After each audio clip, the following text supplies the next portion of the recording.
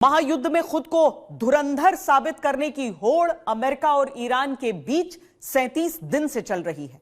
इस वक्त अमेरिका हो या ईरान, दोनों एक दूसरे पर इतने वार कर चुके हैं कि वो घायल भी हैं और इसीलिए घातक भी होते जा रहे हैं। जहां सबसे ज्यादा घायल होने की वजह से घातक मोड में अमेरिका नजर आ रहा है, वो अमेरिका जिसकी सुपर पावर वाली छवि को ईरान ने 37 दिन के भीतर ड्रोन से लेकर मिसाइल तक से छलनी किया है। वो अमेरिका जिसके फाइटर जेट तक ईरान के हमले में जमीन पर गिरते देखे गए हैं। ट्रंप की युद्ध नीति को घाव केवल ईरान ही नहीं दे रहा, महंगाई की टीस, अपनों का विरोध और टीम में फूट का दर्द भी ट्रंप को ही उठाना पड़ रहा है। इसीलिए घायल ट्रंप के घातक बन जाने का अंदेशा बढ़ता जा रहा है।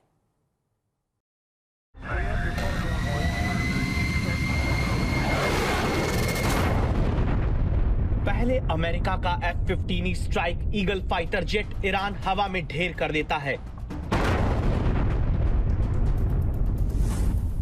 जमीन पर मिले F-15 के टुकड़े अमेरिका के फाइटर गुरूर को चूर चूर दिखाते हैं और अमेरिका की सुपर पावर वाली इमेज के लड़ाकू विमान को ढेर करने के बाद अमेरिकी फाइटर पायलट ईरान की सीमा में ही जान बचाकर उतरते हैं।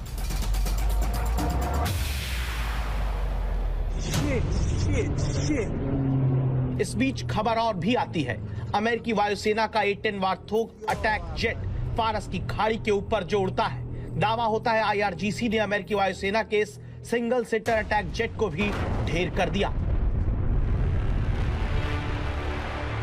फास्ट न्यूज के हवाले से सामने आए वीडियो में दावा होने लगता है कि अमेरिकी राष्ट्रपति ट्रंप के लाख कहने के बावजूद अमेरिका की हवाई ताकत को चिंदी चिंदी करके चौतरफा ईरान फैला दे रहा है।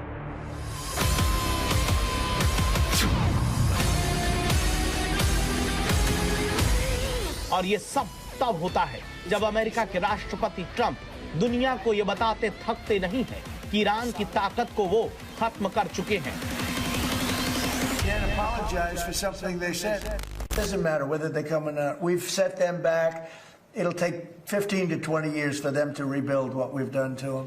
They have no navy. They have no military. They have no air force. They have no telecommunications. They have no anti-aircraft systems. They have no leaders.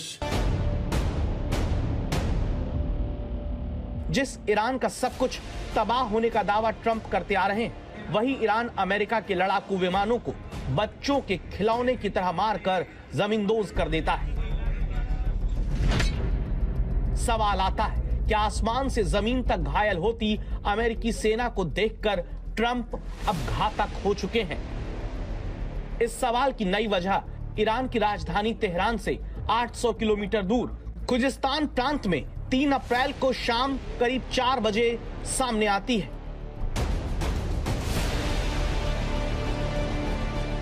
जहां अचानक खानाबदोश नागरिक पहाड़ी इलाके में हाथ में बंदूकें और झंडा लेकर तलाश में निकलते हैं, एक खास तलाश में। عادی سلام علیکم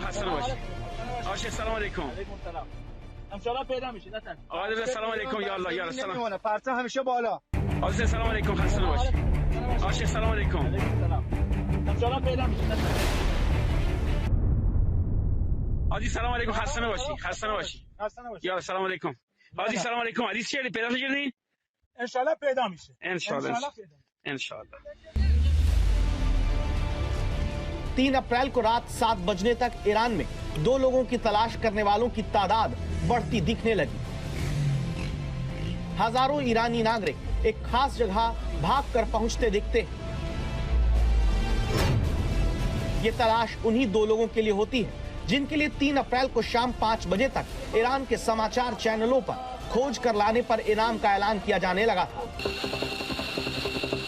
5 हफ्ता पार कर चुके महायुद्ध में ये वो मोड़ आया जब 3 अप्रैल शुक्रवार को अज्ञात समय पर अज्ञात एयरबेस से ट्रंप की सुपर पावर वाले देश की सुपर पावर वाली छवि से जुड़ा American F-15 strike eagle fighter jet Iran में हमले के लिए उड़ान भरता है। लेकिन तब कुछ ही देर में ईरान की सेना अमेरिका के फाइटर जेट को हमले में गिरा देती है, जिसे ईरान की सेना गर्व का मौका बताती है।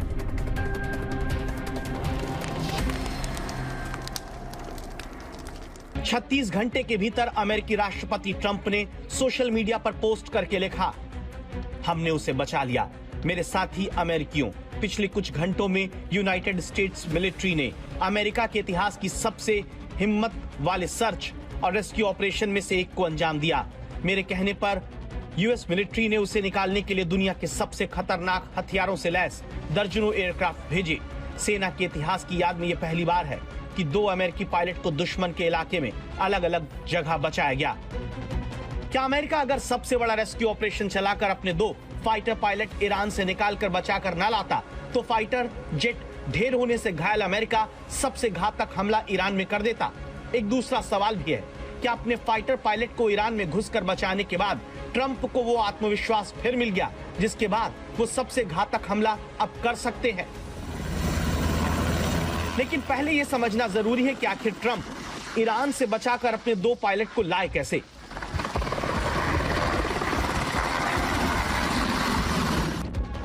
हाल ही में याद करिए किस तरह ट्रंप के राज में वेनेजुएला में घुसकर अचानक अमेरिकी सेना वहां के राष्ट्रपति मादुरो को पकड़ कर ले आती है और अब अमेरिकी सेना ईरान में घुसकर अपने 2 फाइटर पायलट को बचाकर लाई है। लेकिन दोनों में बहुत फर्क है।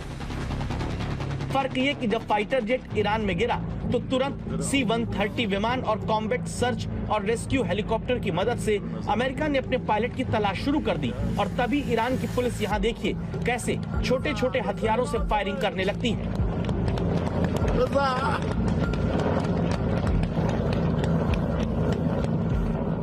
यहाँ तक कि ईरान ये दावा भी करता है कि उसने ट्रंप की तरफ से अपने 2 पायलट की तलाश में भेजे गए 2 अमेरिकी ब्लैक हॉक हेलीकॉप्टर और एक C-130 विमान को हमले में मार गिराया है। लेकिन इन सब के बावजूद आज आपको ये जानना है कि कैसे अपने 2 पायलट को सुरक्षित ईरान से ट्रंप निकाल लाए। F-15E जैसे ही ईरान में हमले का शिकार हुआ उसमें 2 लोग थे, एक पायलट और एक एयरमैन यानी वेपन सिस्टम ऑफिसर जो हथियारों को ऑपरेट करता है।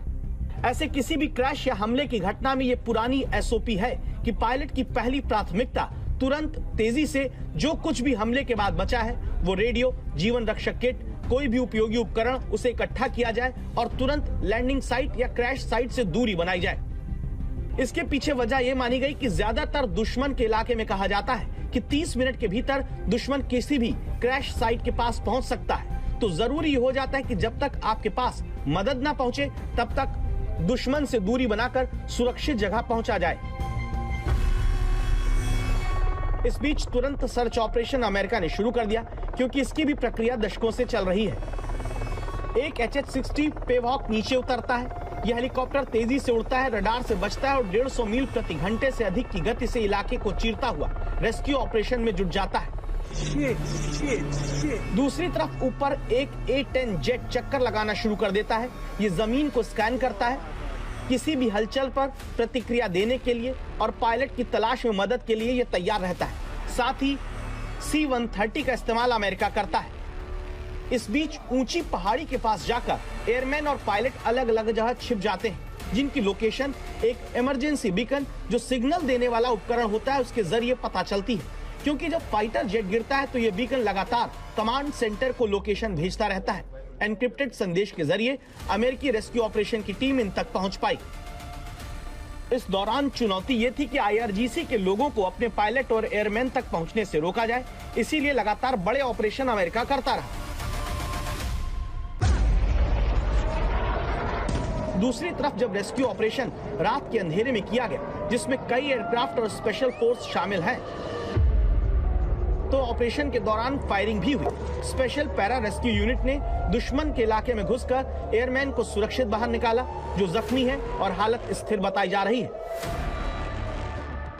इसके बाद अब यह सवाल आता है, एक तरफ लगातार अमेरिका फाइटर जेट पर हमले के बाद उन्हें खोता है, दूसरी तरफ ईरान में घुसकर अपने पायलट और एयरमैन को सुरक्षित निकालता है।